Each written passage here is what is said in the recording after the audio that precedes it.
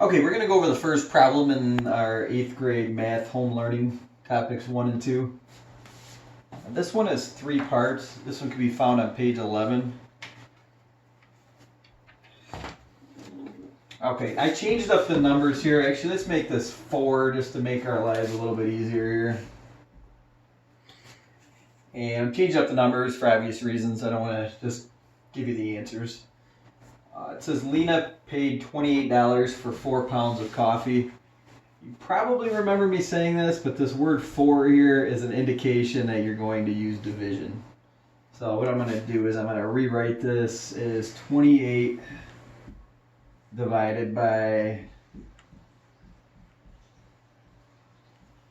4 pounds. So it's asking for the cost per pound. So if you just think of this like a division problem, or even think of it like a fraction that you're trying to reduce.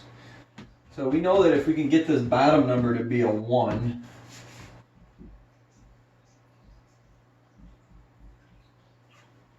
then whatever is the equivalent here, the top number is going to be the answer to this.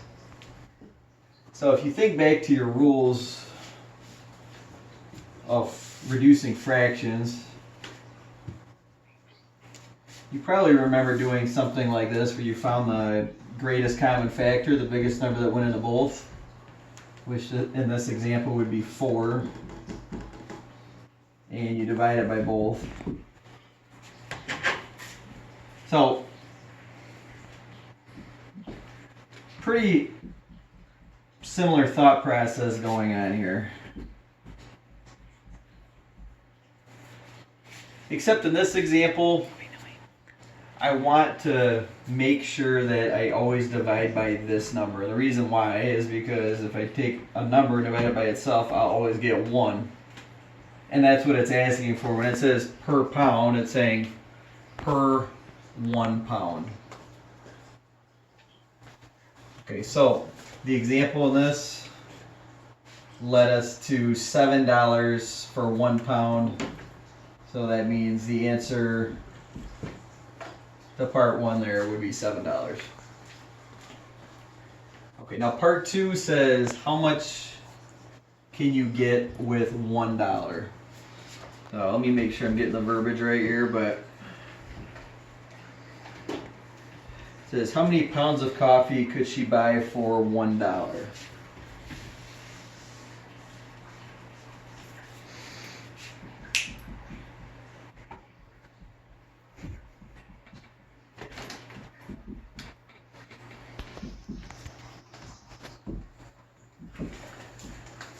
Okay, so what I'm going to do is I'm going to use my fraction rules that hopefully we learned a little while back.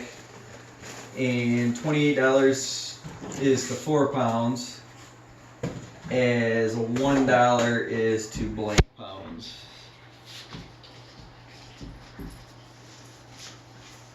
How do I know to put a 1 here? Because that's what it's asking us. It's saying how many pounds for $1. We know how many pounds for $28. But we want to know how many pounds for just $1. So again, we're going to go back to our fraction rules. And we know that to get from a 28 to a 1, we can divide by 28.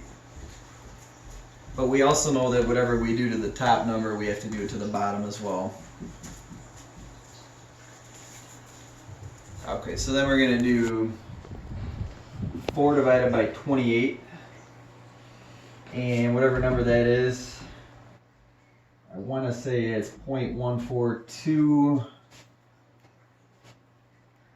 so that's going to be your answer, because again, this on the top was our dollars, that's our pounds, so this is our dollars and that's our pounds, which means that $1 will give you 0.142 pounds. Okay, then I want you to graph this. So part 3 is going to want you to graph this. And on your graph, it asks you to label,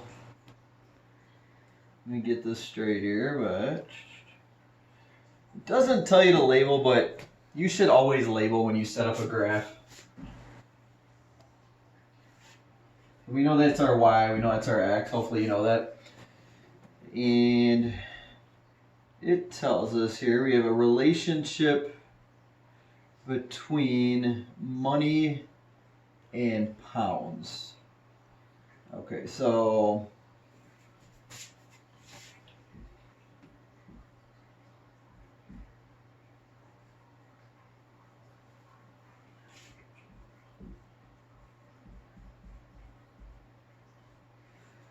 generally you put the independent variable here and the dependent variable here, which basically means that this cannot happen without that. Now, you could argue in this example these could go either way. You could say that you don't get your pounds until you give them the money, but you could say that you're not charged if you have 0 pounds, so the number of pounds determines the cost. So in this example, I would mark this right no matter which one you choose for your X and your Y.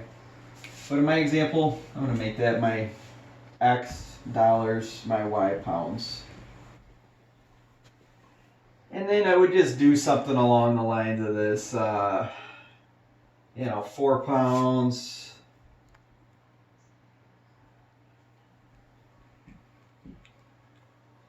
£4 is $28.